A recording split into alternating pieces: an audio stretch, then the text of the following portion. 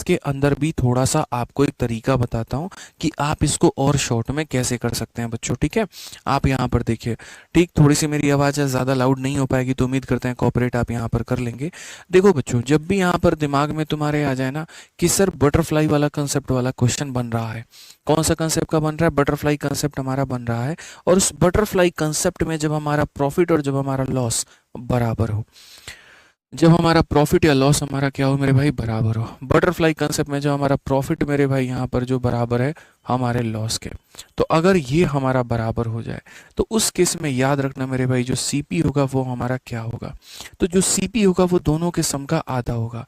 मतलब यहाँ पर ये हमारा 1500 है, फिर उसके बाद में यहाँ पर ये हमारा 1920 है, ये दोनों का क्या होगा, तो दोनों का मेरे भाई एवरेज होगा। 3420 का आधा मेरे भाई यहाँ पर ये 1710 हो जाएगा, और सीधा सीधा आप सीपी को निकाल पाएंगे।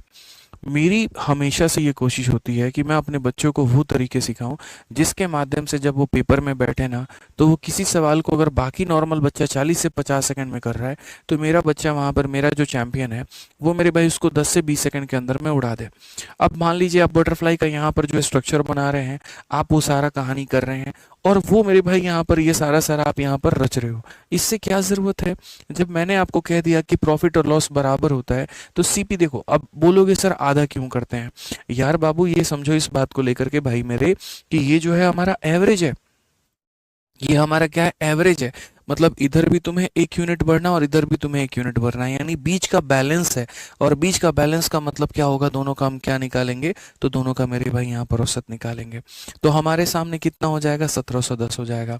अब कहा गया मेरे भाई यहाँ पर दोस्त समझना मेरे, ये कहा गया कि व्हाट शुड बी द यहाँ पर selling price if you want to earn 10% profit. अगर ये व्यक्ति 10% का प्रॉफिट कमाना चाहता है, ठीक है, तो मेरे भाई यहाँ पर क्या कहेंगे, तो ये कितने में मेरे भाई बेचेगा। तो हम यहाँ पर ये बोलेंगे, सर देखिए सिंपल सी बात है ना यहाँ पर, कि अगर हम देखें यहाँ पर तो हम क्या कहेंगे, 1710 मेरे भाई यहाँ पर हो जाएगा, ये अपने आप में 100% की वैल्यू होगी, और मुझे यहाँ पर 10% का प्रॉफिट यानी 110 का मान निकालना होगा।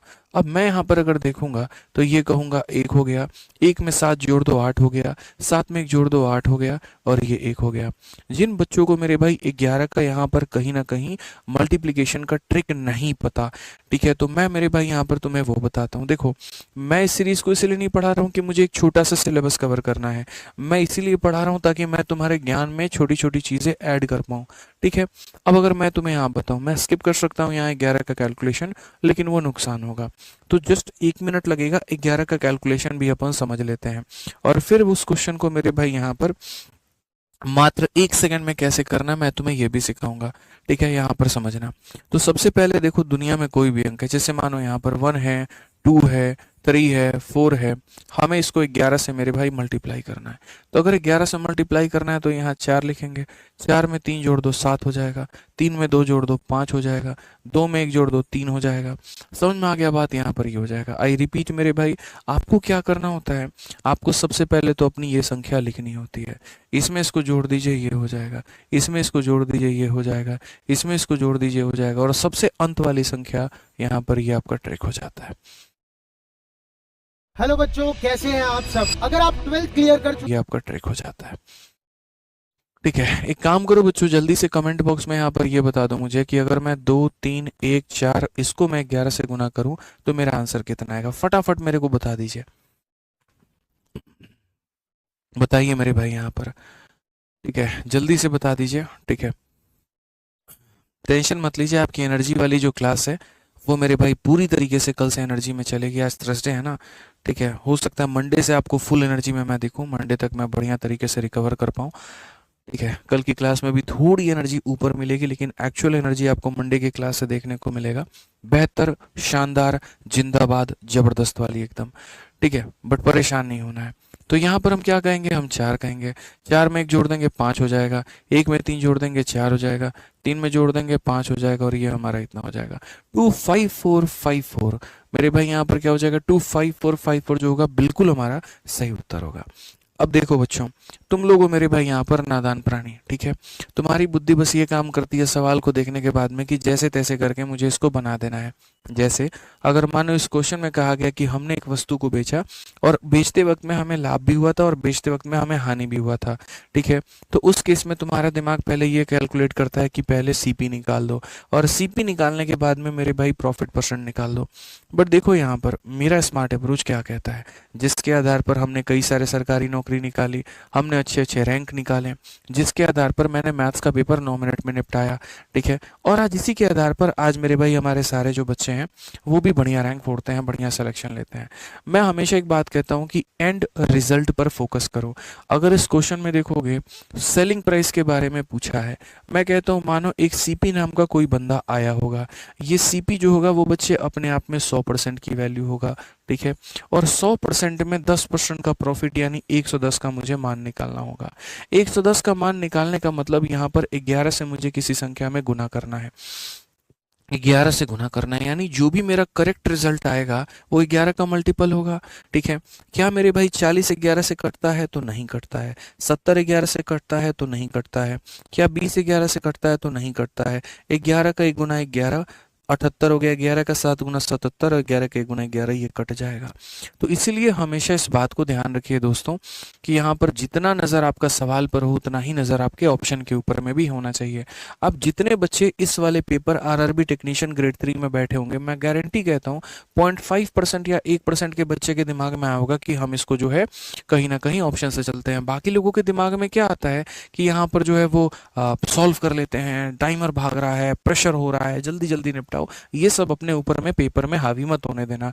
तुम्हारे पेपर में भी ऐसा एग्जामिनर एक छोटी ना छोटी कहीं पर गलती करेगा, उसको पकड़ करके भुना लेना है, बस इतनी सी ध्यान रखनी है, ठीक है। आइए चलिए हम तो बेसिक्स भी बताएंगे और उसके बाद में ये भी सिखाएंगे आपको। अब ये 3 नंबर सवाल पढ़ लीजिए, क्या कहा गया। The profit earned when a book is sold for इतना is thrice the profit earned when the book is sold for इतना।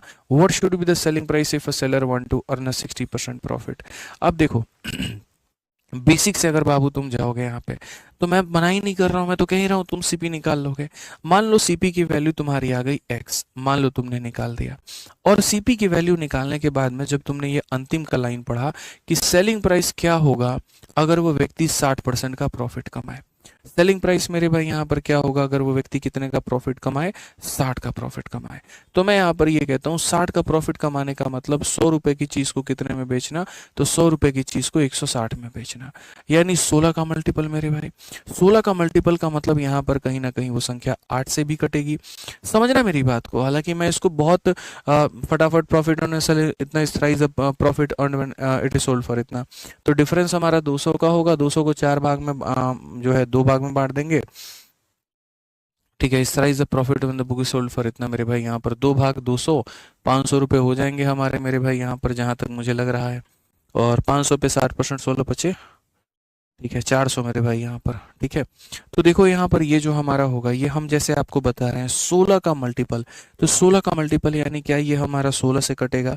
तो मेरे भाई नहीं। क्या ये 16 से कटेगा? नहीं। 16 से कटने वाला हमारा एक ही ऑप्शन है, और वो कौन सा ऑप्शन है? तो ऑप्शन नंबर डी है, ठीक है। आपको एक बार जाने की आवश्यकता भी नहीं है कि सर ये बना तो बना कैसे, सिर्फ एक अंतिम सी लाइन पढ़ी कि हाँ इसको 16 का मल्टीपल बनाना है और उसके आधार पर आपने बना दिया। अब हम चलते हैं कि इसी के अंदर में यहाँ जो चेंज आया है ये असल में आया कैसे है। अब ये समझो, यहाँ पर क्या था कि ये बटरफ्लाई कंसेप्ट जैसा दिख तो रहा था, लेकिन ये एग्जैक्टली वहां पर नहीं था। क्वेश्चन में यहाँ पर ये था, एक किताब को 600 में बेचने पर मेरे भाई लाभ होता है और 400 में बेचने पर भी लाभ होता है। तो बटरफ्लाई कंसेप्ट में क्या होता है, एक केस में लाभ होता है तो राइट में, और हानि होता है तो लेफ्ट में। ये हम चलते हैं, इस केस में भी यहाँ पर वही होगा, हम सीपी को यहाँ पे रखेंगे। जब ज्यादा लाभ होगा तो मेरे भाई दाहिने में, और जब कम लाभ होगा तो थोड़ा पीछे में। मतलब लाभ हमेशा राइट में होगा और हानि हमेशा लेफ्ट में होगा, ठीक है बच्चों। अब अगर मान लो यहाँ पर आ जाते हैं क्वेश्चन में, देखते हैं तो हमने यहाँ पर क्या कहा, जब हमने मेरे भाई 600 में बेचा और फिर हमने यहाँ पर 400 में बेचा, तो कहा गया profit earned when is sold for 600। ये जो लाभ है मेरे भाई ये 3 गुना हो गया किसके बच्चों? इसके यहाँ पे। तो अगर हम इनका अंतर देखते हैं तो अंतर हम कैसे पता करेंगे? सर 3 यूनिट में से 1 यूनिट निकाल दिया तो हमारा 2 यूनिट निकल करके आ गया, और सर 600 में से 400 निकाल गया तो 200 आ गया भाई मेरे यहाँ पर, ठीक है। सर 2 यूनिट का मान 200 है, तो मेरे भाई यहाँ पर 2 यूनिट का मान जो होगा वो कितना होगा? 200 होगा। अगर 2 यूनिट का मान 200 होगा ना, तो 1 यूनिट का मान कितना हो जाएगा? 100 हो जाएगा। और अगर इसकी वैल्यू 100 हो जाएगी तो 400 में से मेरे भाई 100 घटा दो 300 आ जाएगा। आप समझना, 1 यूनिट का मान हमारे सामने कितना है, तो 100 है। अब 400 में से 100 घटा दिया तो कितना आ गया, 300 आ गया। ठीक है, या ऐसा कह लो 600 में से 300 घटा लो तब भी 300 आ जाएगा। और तब जाकर के तुम एसपी ऐसे निकालोगे कि ये 300 अपने आप में कितने का मान है, 100 का मान है, और मुझे 60% के प्रॉफिट में बेचना है इतने में, तो यहाँ पर ये जो है 480 आएगा। अब मैं दोनों सवालों में फ़र्क बताता हूँ। ये वाला जो क्वेश्चन मेरे भाई यहाँ पर आ गया था, ये आरआरबी के यानी रेलवे के पेपर में आया था।